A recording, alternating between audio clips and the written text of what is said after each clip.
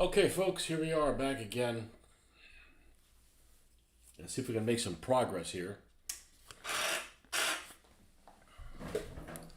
before I have a coughing attack, which honestly, I feel almost 100%. Pretty darn near, but man, you wouldn't think it when I started coughing. So,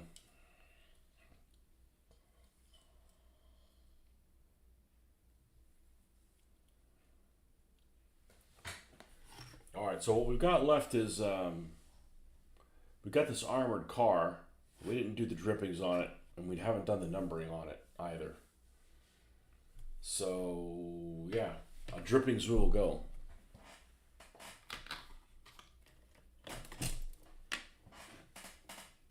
And is that the same situation that the Horch is in? I think so.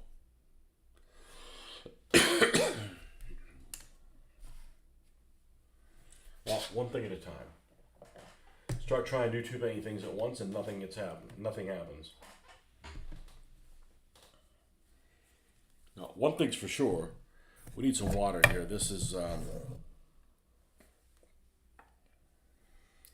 definitely has had some. Watched Sunday session this morning. Sounds like you had a good trip. Picked up some nice stuff. Yeah, I will be right back, and we can talk more about that.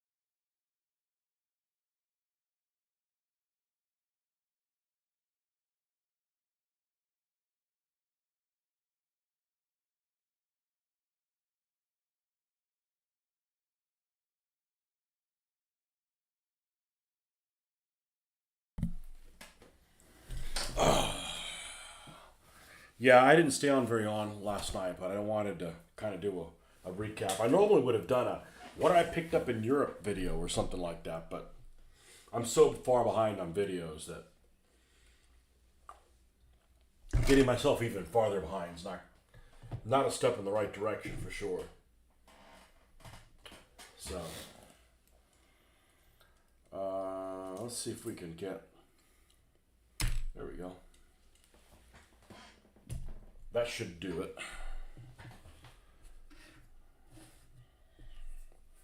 Yeah, the big steal was the uh,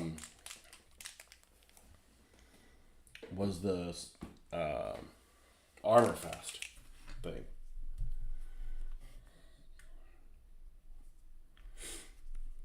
Soft tone, light tone, and whatever the heck the other one is, strong tone.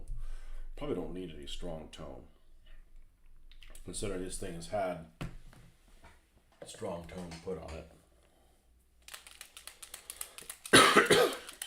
Yeah, I got a lot more videos coming, Marcus. It's just, I've got another video that I've got to upload it. I've got to put like basically the little intro screen and upload it. It's like 4 hours freaking long, man. But I got to get it off my phone. So, I was doing it for the purpose of, if my mom wants to see what we did, she can go and watch the video. And this is the first trip I've ever taken to another country that I wasn't like kissing the floor when I got back. Because it was nice. For the first time in my life, I actually visited another country that actually. Countries that do a few things better than the United States. And, like I've been to Mexico. I don't think Mexico does anything better than the United States. Some of these countries that are like, the best thing about them is like, man, you can go have a beer on a beach with a bottle and nobody gives you shit about it. That's like the top thing, but like you can't drink the water, you can't do anything. In Europe, I drank the tap water, no issue. The food was better. It was cheaper than the United States, which of course isn't saying anything these days. Um, not everything was better, but it was nice to have a place where there was some things that they did better.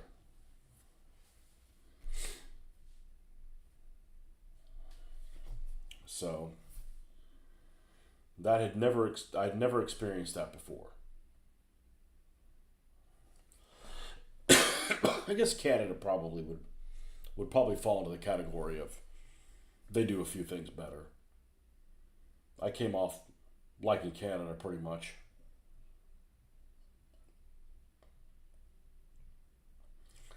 But I'll say it again: the history that we have in this country sucks. There's no history here. You go to other places and it's just phenomenal. And then the thing is a lot of those people can't appreciate it. I'm like, oh my god, this is like I've been reading about this thing for decades. This is what it looks like. So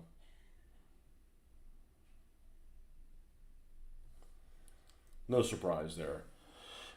I'm sure there's probably people in Europe that can't believe, oh my god, you live in a place where the American Civil War took place. I'm like, yeah, so what? Not my cup of tea.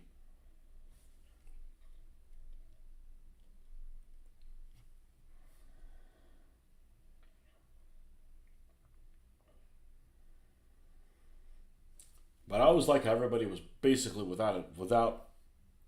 almost without fail, was like, oh yeah, Spain's really safe. There's no violent crime here. And I'm like, if there's no violent crime, then why are there cops with like submachine guns in the middle of the? Well, one cop had a submachine gun in the middle of the square. Because you don't see stuff like that in the United States. You see armed cops all the time, and you don't see any of them with a rifle or something with suppressive fire capability.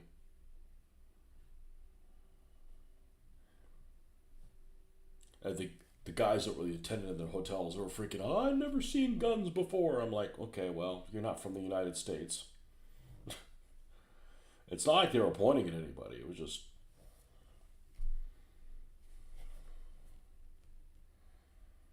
yeah, I felt really at home. I really did. Um, I can't stand the parking though. I can't. I mean, everybody's car was dinged up in one way or another, and but the food was cheaper. The food was better. The quality of the food was better.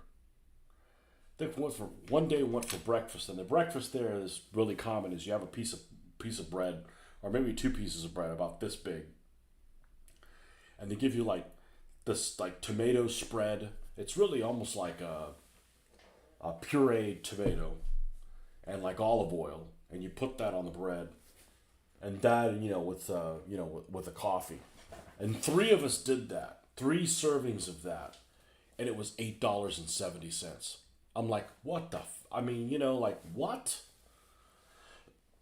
We ended up sharing a steak, the wife and I, and because we ended up a lot of sharing of meals, which is fine if it's amongst your immediate family. We ended up sharing a steak and an appetizer, and and we each had a drink, and it was like $20. And I'm telling you what, I am all in. Hey, Mr. Barnes, I am all in favor of a lot of things that are going on in Europe. I'm not like oh, if ain't American ain't worth a shit. No, there's a lot of things we do right, but there's a lot of things we don't do right.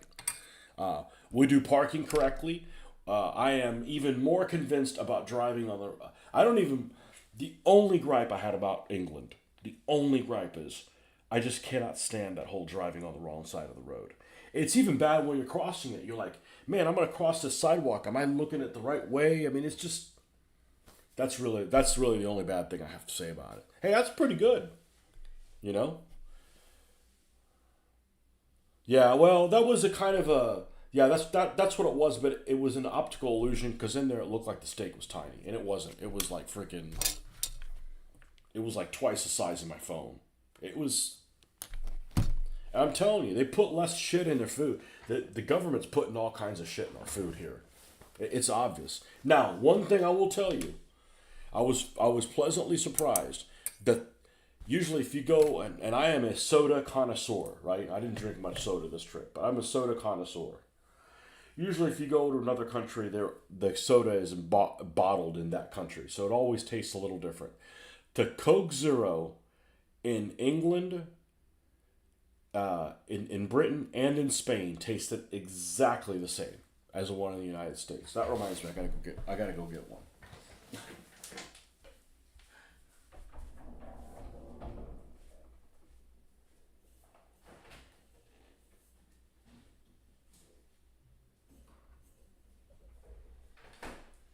And cost a shitload less. A shitload, like half the price. The soda, half the price. Food was probably, I don't know, a third the price. And we weren't eating in dump places. We weren't eating in five-star restaurants either, but, we weren't eating in any kind of place that we wouldn't eat at home. And we ended up going, like, I think we were on the run one day, and we needed to we are going to do a road trip, so we stopped by an Aldi's, and we spent probably $120 worth of groceries for 40 something dollars. It was ridiculous, and it was better stuff than we have at home. So we're definitely getting effed with the groceries here in the United States. The fuel pumps. Go to fuel your car. Like the entire pump, the entire car is filled up in like, I don't know, a minute. It's ridiculously how fast the fuel is. Now it's ridiculously expensive, but you know. Now the one thing that did surprise me is almost in every meal in Spain, they would come and they'd bring you bread. Do you want bread? Yeah, they bring you bread. Okay. And they bring you bread, and the bread was like real bread, not like the processed shit we have here. Like somebody somewhere is making that. Maybe not there, but it's like a cottage industry. You had to you had to fight tooth and nail to get them to bring you olive oil for the bread. Most of the crap you eat is banned in the UK and Europe. Yeah, well, it must be our politicians are getting getting cuts by the food industries because I didn't vote for that shit. I thought the food quality was much better in Britain and the and Spain. So what else? What else was good? Could drink the tap water in both places.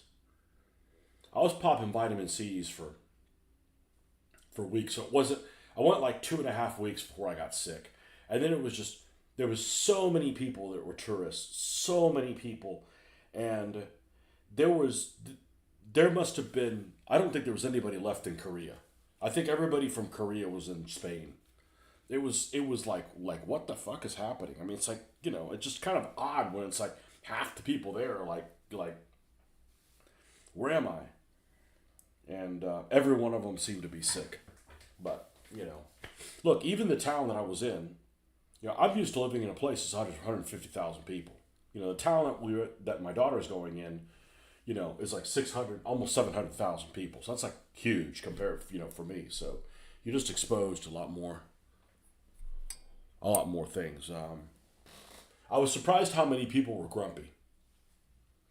I was surprised there was a lot of grumpy people. Maybe they were upset because I was on vacation. They weren't.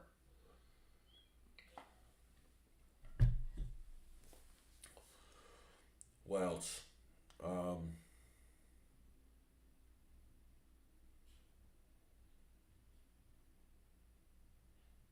Parking's atrocious in Europe, though. It is just like, what did I do in a past life to deserve this? It's like I just wouldn't have a car. I mean, it's just a pain in the ass. I mean, the only reason we had a car was because we needed to go to multiple places. But once we settled, like we were 3 days in Madrid, we didn't have a car in Madrid. We don't need one. We just walked everywhere. And if you needed to go to the airport, you take a taxi or whatever on that one trip. But I actually was very happy walking everywhere. You can't walk everywhere in the United States. You can maybe in New York City, but the United States, if you go in my town of 150,000 people and you're walking down the side of the road, there's something fucking wrong with you. I mean, like it's either dangerous or, people on the only people that are walking on the side of the road in suburban America, there's, you're either not old enough to drive or, you got issues.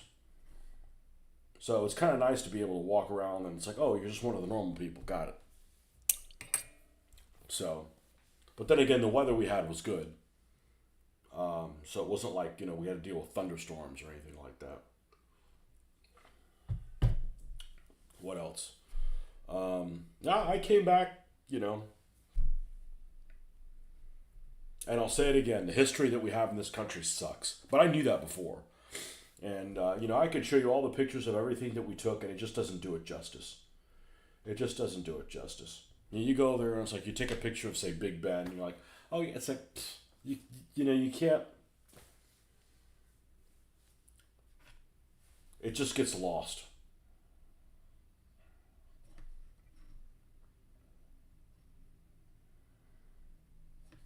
Yeah, there's a couple places I went to that I feel safer in the EU, UK, and the States. Well, I don't feel unsafe in the States at all, ever. I don't, because I don't walk around at night.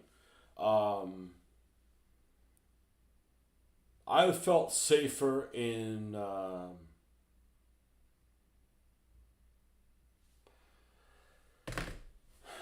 The only reason that I would say that it felt safe is because there were a lot of people on my level doing the stuff that I was doing at the same time that I was doing it. So it was like strength in numbers. Um, I don't feel unsafe in the United States at all. Um, and people will say, "Oh, in Spain, there's the crime, there's no violent crime at all. The only crime is pickpocketing." I'm like, well, pickpocketing is not really a crime. Um, from the standpoint, crime, I think, you're getting molested or you're going to be, but just like, you didn't keep your hands in your pockets and somebody took your money. That's not on the same level. But oh, there's no violent crime in Spain. So we woke up one day. We're staying at this hotel in this plaza, like this main plaza that was almost impossible to get a car to. And we didn't have a car at that time. So it's perfect. This plaza is called, in Sevilla, it's called the Plaza of San Francisco. And our hotel was right there on the plaza. Nice hotel, modern hotel, safe hotel. Wake up one morning and there's a police, there's a National Guard, because I guess they have cops, and then they also have what they call their National Guard, which are, fully armed guys. Well, four of them were armed just like the cops are here in the United States. And one guy I want to say he had an MP7.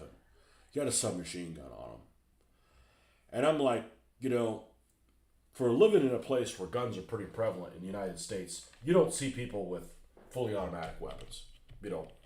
Cops, everyone's got a sidearm. Hell, I got a sidearm with me when I'm traveling, But fully automatic weapons, I'm like, okay, what's going on here? Especially for a place that's supposed to be really safe. So I go on there snooping around, like looking inside manhole covers. So I immediately thought, and because they weren't in a panic state, there's somebody that's going to come and speak like a politician, and they're scouring the area before they get there to make sure there's no entanglements. But the people in the hotel, the young guys, they were freaking out. Oh, they've never seen a gun before. I said, I'm not worried about the guns. It's not like they're pointing them at me. It's just like, why is there a guy with a submachine gun? Like, what's going on, So, okay. But they said there's almost no violent crime. Did I feel safer? Nah, I didn't feel safer. I didn't feel more unsafer. But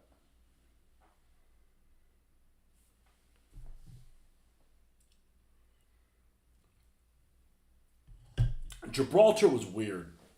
Gibraltar was not what I was expecting it.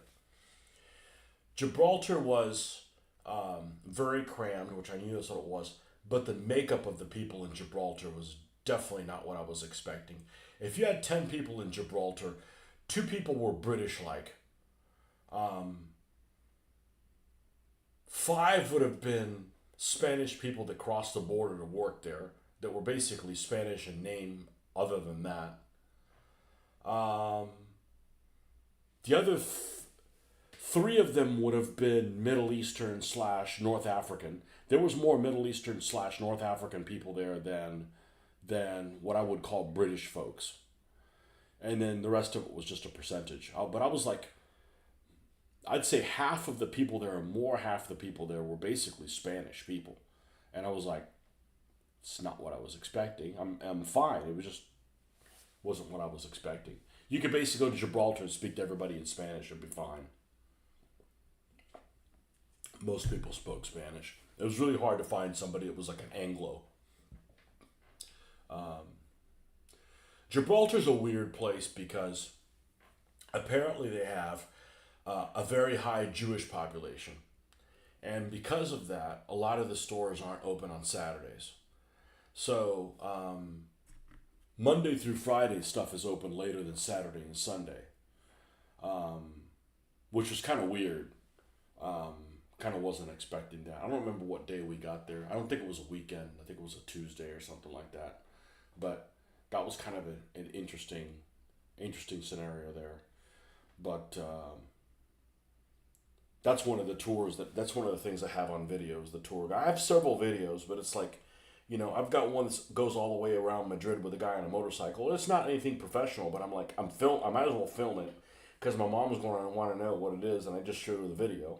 And maybe somebody else will have something interested in it, but you got to be able to speak Spanish and English because it's half in one, half in the other.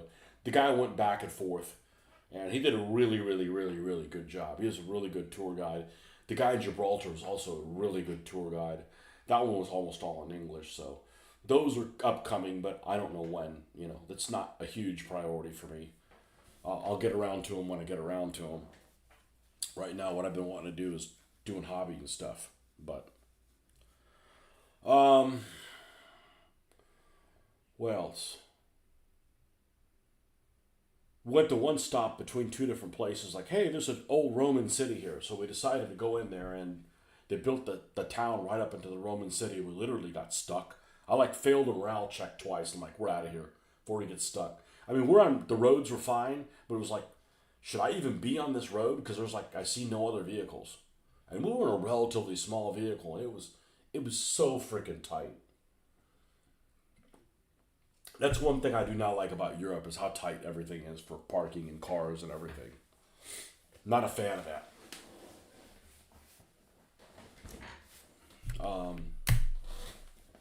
What else? I don't have much bad to say. I it's I'm kind of glad. I didn't want to go up there and see everything. Oh, everything sucks here. It's nice going to places where they do things better than the United States.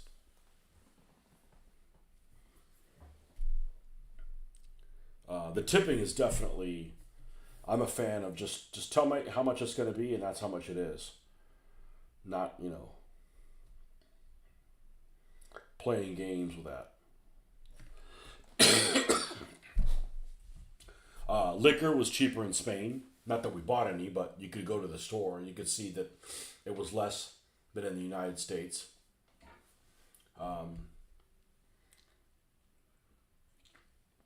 Spain kept all the cool people and and sent the Puritans away. No, Spain didn't do that, but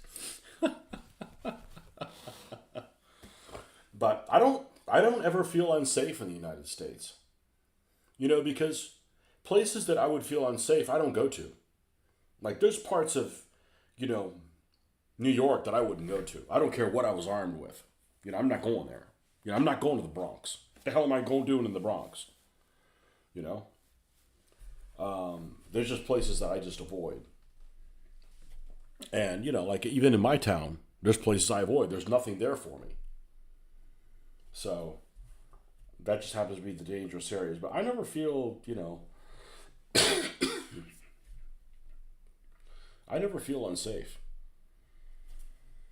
Remember, all the news that you guys get overseas about what happens in the United States, they're trying to get a rise out of you. Okay, they're showing you like weird examples. Did I eat late dinners in Spain? Yeah, we kind of did. The biggest problem with that is that you don't get up in the morning and like I don't know what time these people get to work because like I wouldn't get to I I'm not going to work if I'm not having coffee in the morning.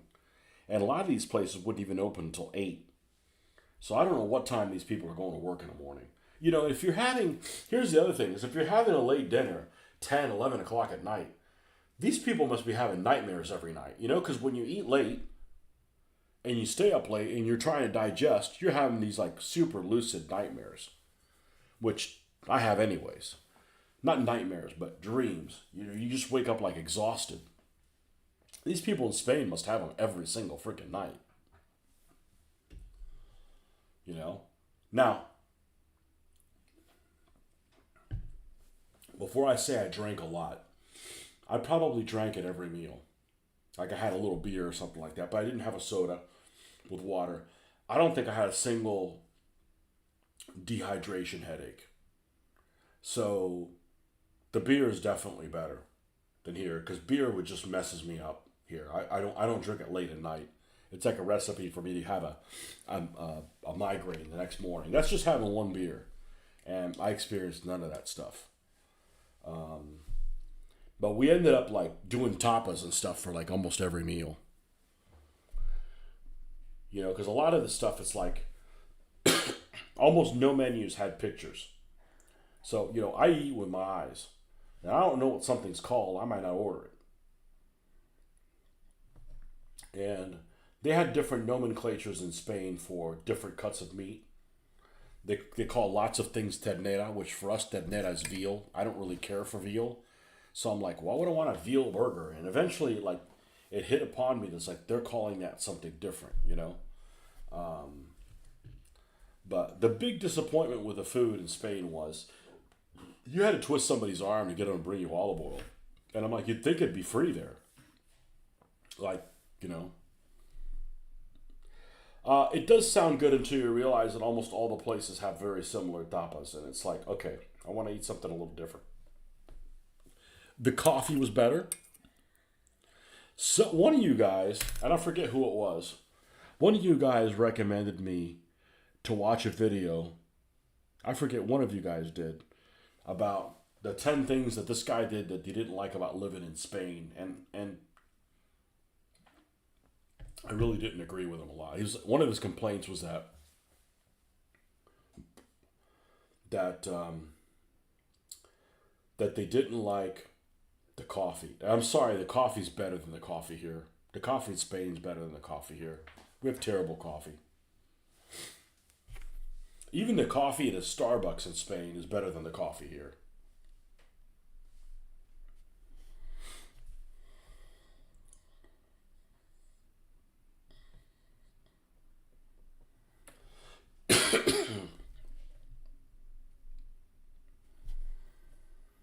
So yeah, and after I went to London, I'm like, I'm never going to New York again.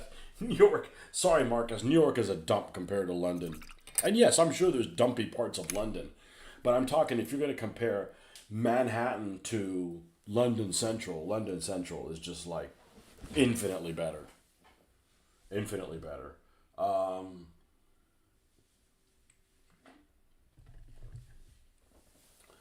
My biggest gripe with London was probably how we misjudged how long it took to get from one place to another.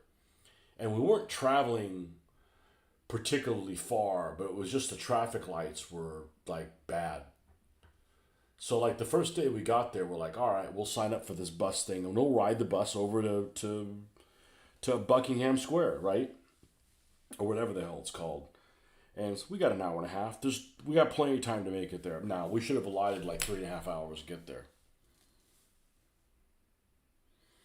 Tell us about this person that gave you the 3D print. So there's this guy that is on that I know it through the internet, just interacting with the internet a little bit.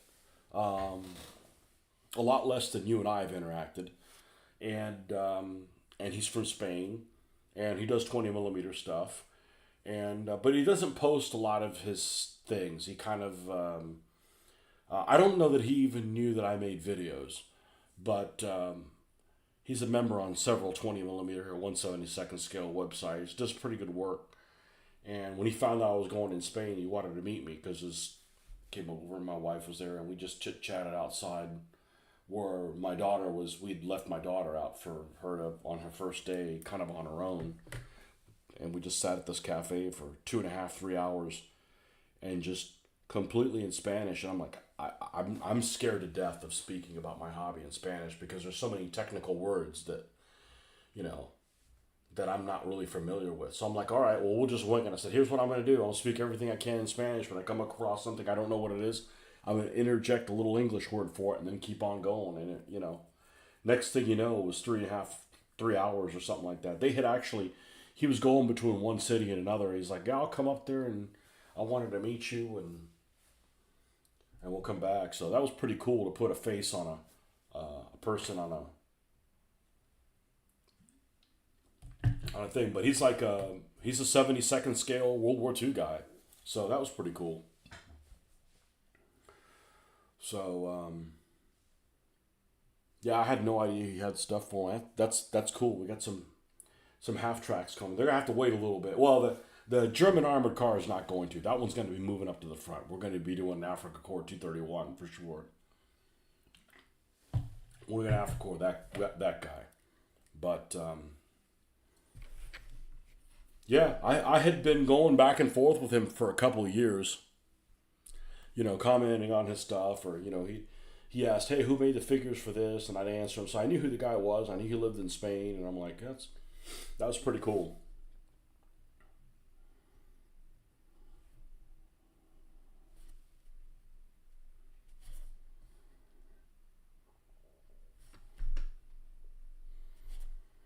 Well, he seemed like a real normal dude, too, which is, pretty strange to encounter in our hobby.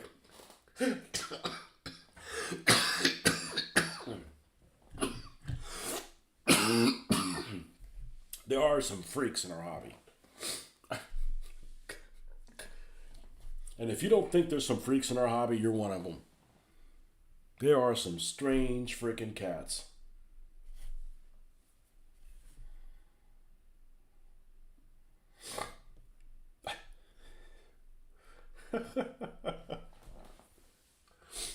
Definitely.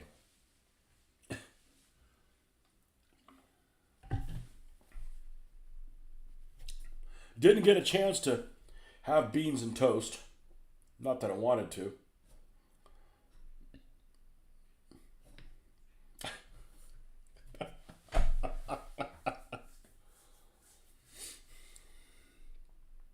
I'm talking about people that, they're in their 40s and still live in Mom's basement and shit like that. Like, dude, man, get a life, man. I mean, I get it. I'd like to be doing this all the time. It doesn't pay the bills, you know?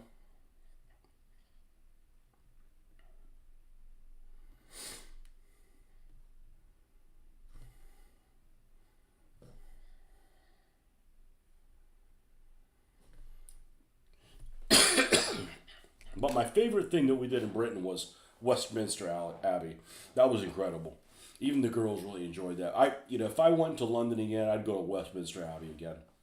It was, I was really impressed, especially with.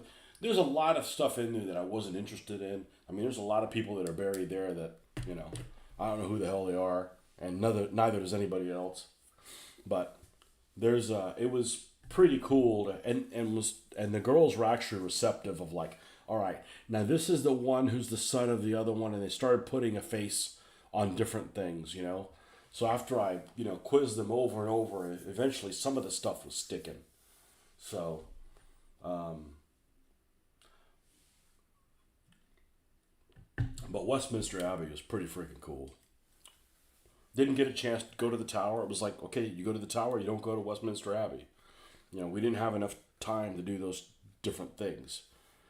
Um, in retrospect, I might have been better off going to the Royal Air Force Museum than going to the Imperial War Museum. But the Royal Air Force Museum is so far out of the way of the center area where we were sitting at, where we were staying at, that we would have had to take the tube. We ended up not taking the tube at all, because we were staying over in, what was the name? What would it be called for you Londoners? It was in this little pie wedge of the city.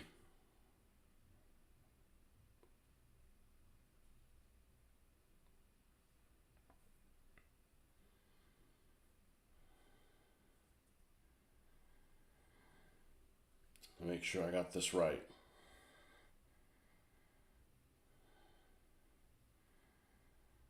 Yeah, we're like halfway between Big Ben and St. Paul's Cathedral in this little place that is called, yeah, this little pie wedge type thing. We were in that little area. I guess that'd be called Covent Garden, maybe. And it's like I'm not scared of walking, but it just takes time.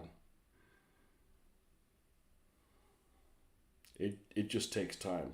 Yeah, I never took the tube because the tube was just, it was like by the time you walk over to where the tube is, you might as well just walk to where you're going. Well, we had to cut it short. I didn't even have a chance to go to the third and fourth floors. You know, we're really limited for time in London. Really, really limited for time. Um, yeah, the Royal Air Force Museum is like way, way the hell out there. And then I'd no undoubtedly have to go to Hannon's, and it wasn't a hobby. It wasn't a hobby trip. It's not like, hey, let's go to the UK and go to every hobby store. It wasn't that kind of that wasn't that kind of a thing. Um, that's not really cost effective. But I tell you what, I don't ever want to go on a transatlantic flight when I'm not in one of those little cubicles. That was freaking awesome. That was really pretty cool.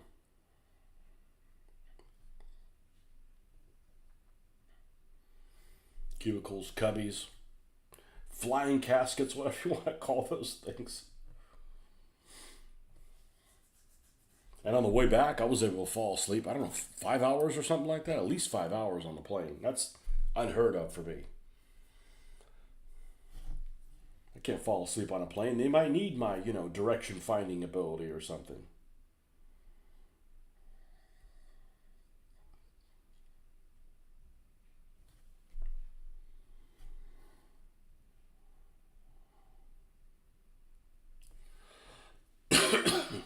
But it's 2 days of travel out there and 2 days of travel back.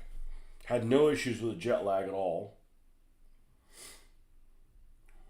That was one of the things I was really worried about. Getting all disoriented because of that.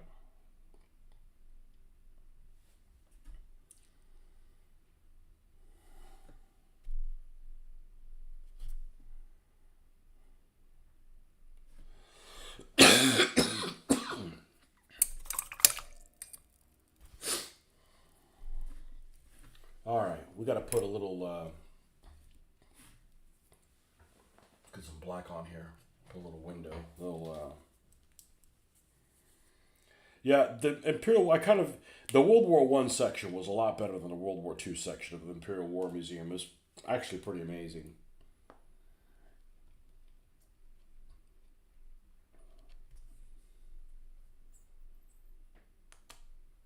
But you couldn't buy anything there. I mean, it was like, oh, looks kind of cool. It's like, what? You want how much for a scarf? Nope. No, I'm not paying £30 for a scarf. Sorry. You were close enough to follow restaurant. Shame you missed that.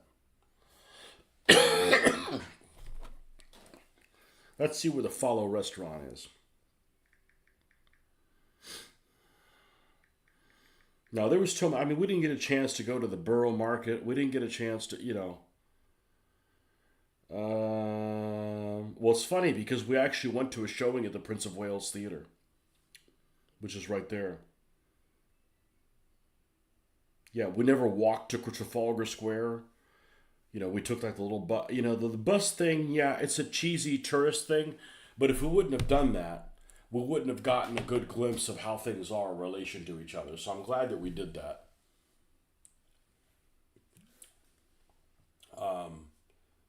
We ended up like winging meals basically. There just wasn't enough time. The first, basically the day that, see, on the way out there, we left on, I guess it was Tuesday was the day we left. So Tuesday morning we left here, and we flew to New York City through Atlanta, and we got to New York City about 2 p.m. and the flight didn't leave until 8. So we stayed at a hotel, like resting. I guess they do like an hourly rate at a hotel. And it was like a 4 hour minimum. So we did that. So we were rested. And like 8 o'clock, we took off. 8 p.m. on that Tuesday night, we took off. And had dinner on the plane. And then like 3 hours after having dinner, they'd ask you if they could wake you up for breakfast. Because it's, of course, breakfast on the other side of the pond. And I'm like, I'm not going to be hungry. But I was kind of tossing and turning anyways, and we're in this little cubby, and all I remember is I was just kind of waking up and everything, and I hear this British woman's flight attendant's voice that goes something like, invoking Mrs. Doubtfire, like, "Hello," if I was ready for breakfast. So I ate something because I was gonna need to do that. I only got like 3 or 4 hours of sleep, but I did get some shut eye. Landed at 7:30 in the morning, and then we were gone. I mean, 7:30 all through that day. Didn't go back to sleep until like 11 o'clock at night or something like that. But that was like a busy day. We had to get to the hotel, dump the stuff at the hotel, get on the bus, get the bus, drive around with the bus, and then it was kind of drizzly or whatever. Now, Boudica, or somebody in ancient Britain, must have pissed off the gods. Because when we were flying back, when we flew out of London to go to Spain, it was drizzly. I mean, the temperature was fine, but it was just all gray and drizzly and shit, right? Which doesn't surprise me, right? And I figured, oh, we're gonna fly over the Normandy beaches. Let me take a pictures of that. Nope. Everything was completely foggy all through the Bay of Biscay until we got to the northern part of Spain. Then it cleared up. And on the way back, that we were going back in through Heathrow from Madrid, it was, as soon as you got over the channel, it was all like, it was completely cloud covered. So somebody in ancient times must have pissed off the weather gods, because, it was completely sunny. And then at some altitude, I'm going to say, I don't know, 3,000 feet or something like that, between 6,000 and 2,500 feet, it is just like this morass of just like of fogdom that just blocks everything. And it was like, that was just so freaking weird. I told my wife, I said, man, somebody in ancient Britain must have pissed off it's just such a weird anomaly, So, and you cut through that cloud cover, and I'm sitting there thinking, that must have been a huge factor in the Battle of Britain. Huge. Like, you can't see anybody coming. It's like, well, we got to go up over the clouds to be able to see what's going on. But yeah, the visibility is just, that would have been a mess trying to land that plane without radar. So, but weather-wise, it was great. It's just dreary. It just kind of eats at your soul. But weather-wise, cold and wet, yeah, sign me up. That's what I like, cold and wet. As a matter of fact, the first thing that started to kill me was the fact that they had the heaters everywhere, and it was getting rid of all the humidity. So, humidity is my friend.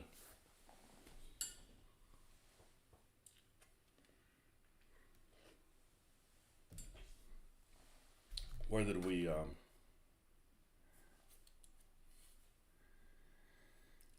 Yeah, we could have spent a whole week in London easily.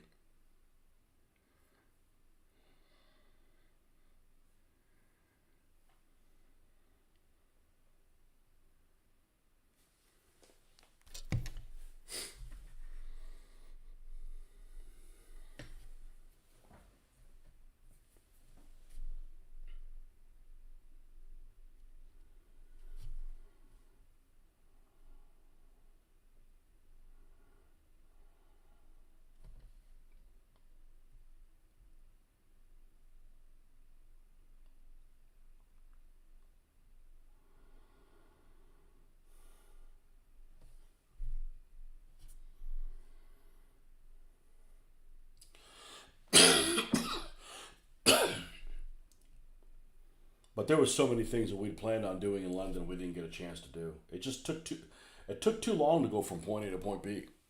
You know, the daughter wanted to go to some toy store, and we didn't get a chance to go to it. It just took too long to just do simple things.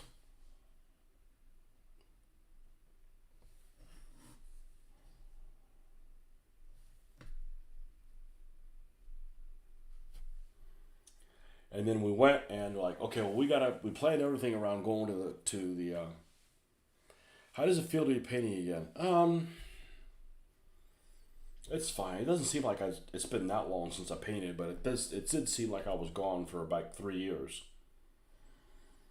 So I don't know if that makes any sense.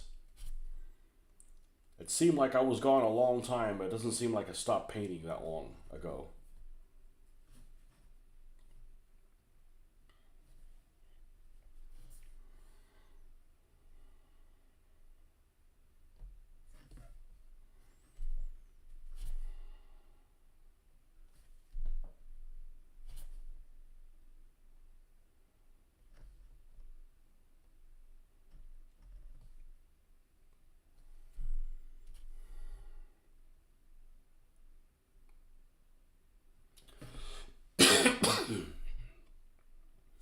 I don't know what the hell you guys do while I was gone. Watch reruns.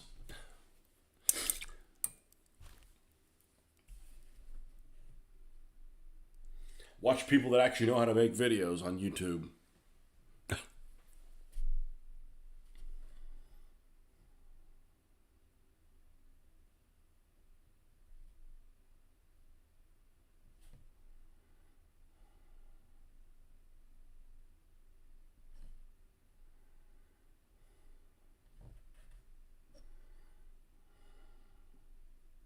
Oh, oh, we took an Uber in London, and this dumb bastard went down the wrong. Luckily, it wasn't at a high rate of speed, but he ended up going down the wrong way down a one-way street. And I wish I could have recorded what the other driver told him. Excuse me. We had a guy. The driver was basically from. He wasn't from around London. Let's put it that way. He might have been. He might have been better navigating something in the desert, and he he goes down this one way street, and this one guy's coming the other way, and he rolled his window down. I wish I could have recorded it, because he was like the most polite way he told him to go fuck himself. It was just really really funny. It was really really funny. We're like, hey, I was just a passenger. You know, I'm not used to one way streets, and I didn't do any drive. I'm never going to drive in a place that they drive on the wrong side. That is just a recipe for disaster. You know, I actually watched a movie one night about the Spanish Civil War. Well, how many are there? There's only like two, right, or one.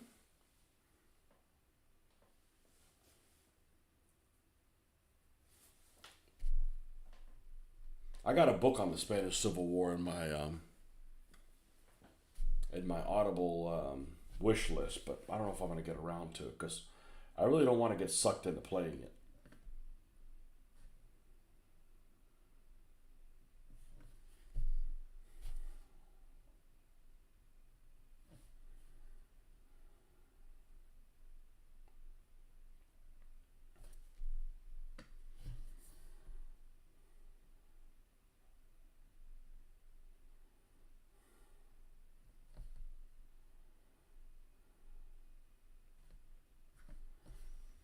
Okay, so we had this little bit of blackness here,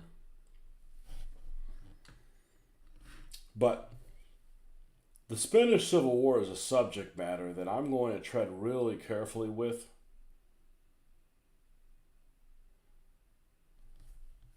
because I would really hate to read something about the Spanish Civil War and it'd be really skewed one way or the other. I think both sides are pretty bad.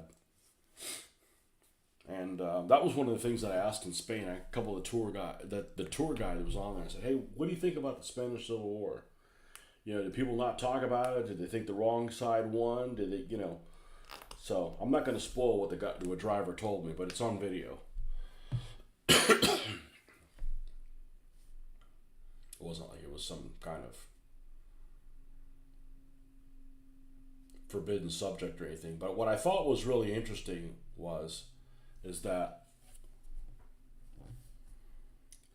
when I ran around Spain, they didn't seem to do like the thing that they did here in the United States, where they want to knock down their monuments and stuff like that. Like they've got stuff that they've got monuments to leaders, and not necessarily Spanish Civil War, but other other periods, and they're proud of the monuments that they have, and I saw lots of Spanish flags everywhere. It wasn't like people didn't want to be they were offended by that or anything like that. Yes, they were. What I got out of the movie. So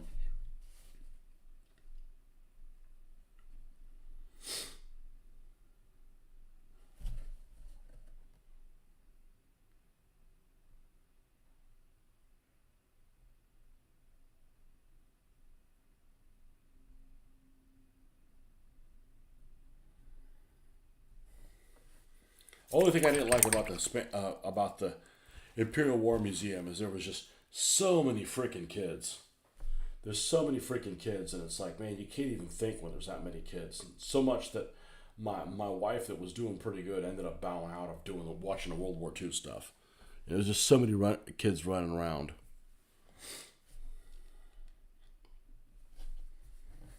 Like, stay in school. You guys aren't gonna want to know anything about this anyways. I know how your kind are.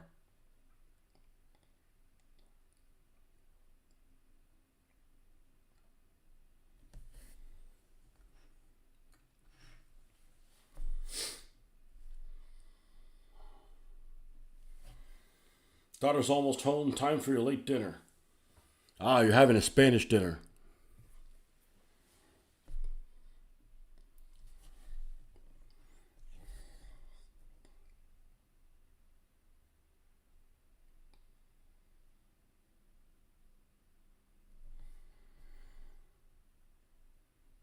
But that's interesting.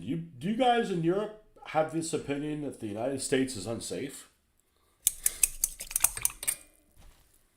I mean, it's safe wherever I go.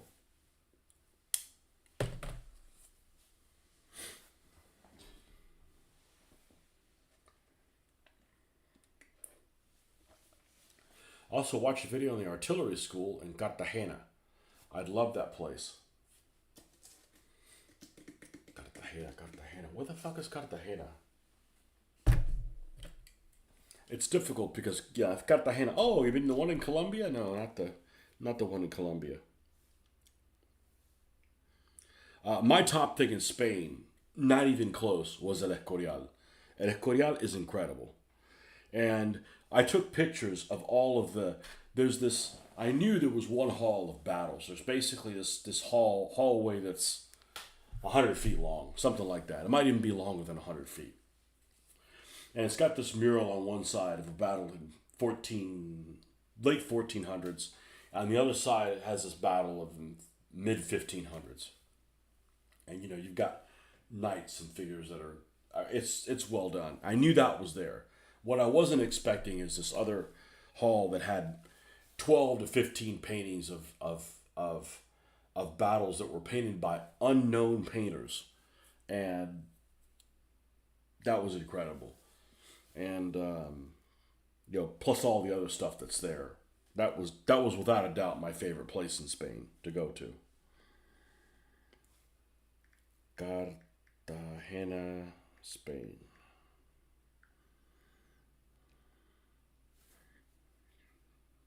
Oh, okay.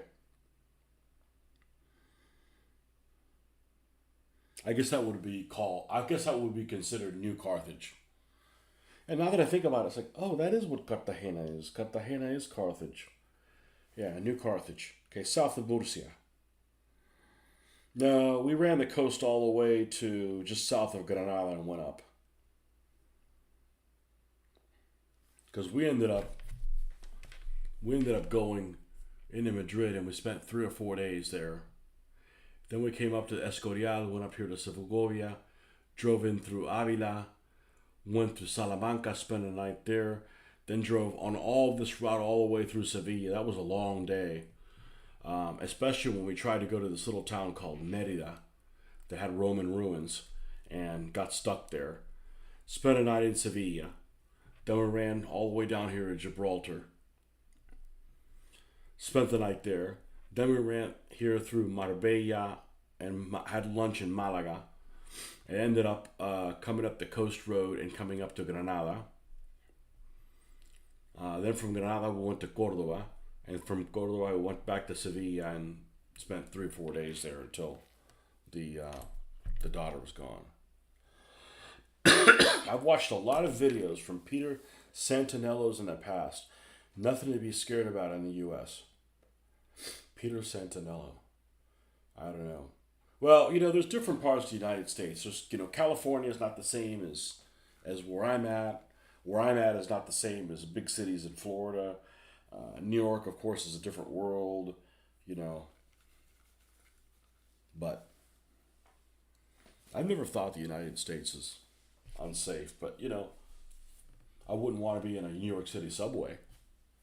I've been in a New York City subway and I didn't feel safe there. There's just too many strange cats. I felt safe in London. I felt no problem in London.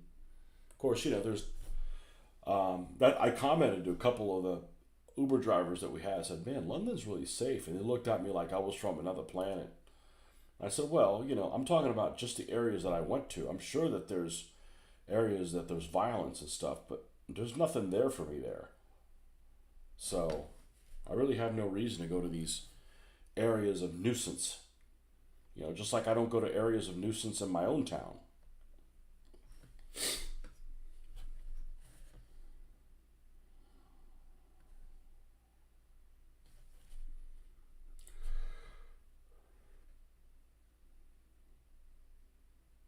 Paying for everything was real easy because just paid on the phone app, and it did the automatic conversion for euros or whatever. I just paid it in euros.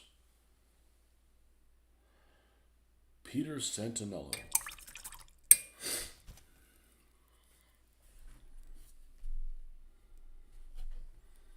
No, there's no problems in the U.S. And if there's a problem, you just shoot him first. That's the American way. Shoot him before he shoots you.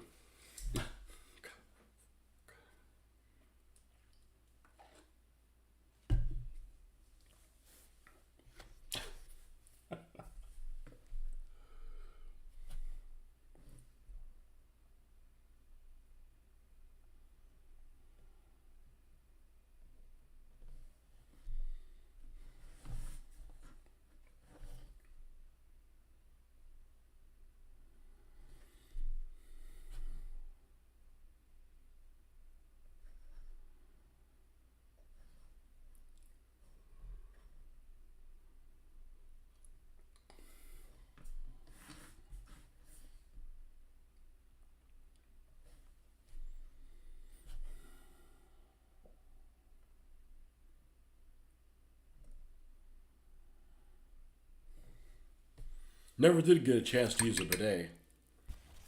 There were several of them in the hotel that I went to. I figured, it's probably better not make a mess.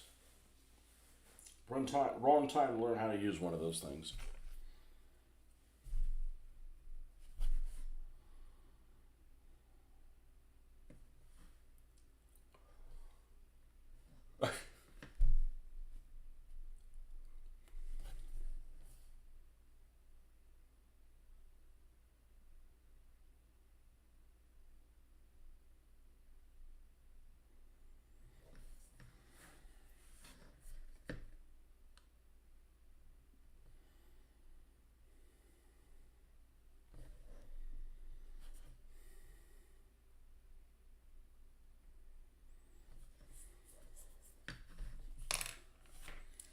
Let's see if I see what this guy looks like. Peter Santinello.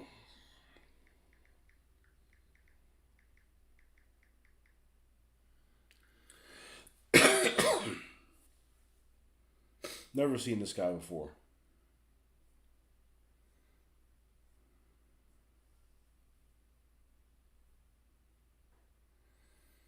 He's only 47 years old. What a punk ass.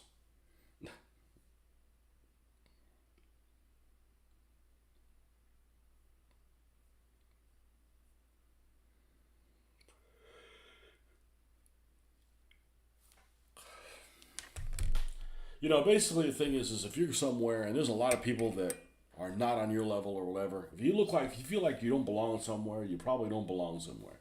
You probably don't belong there. Time to rethink what you're doing there.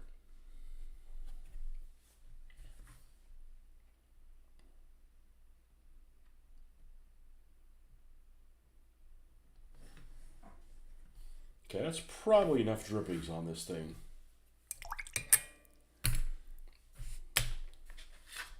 For now.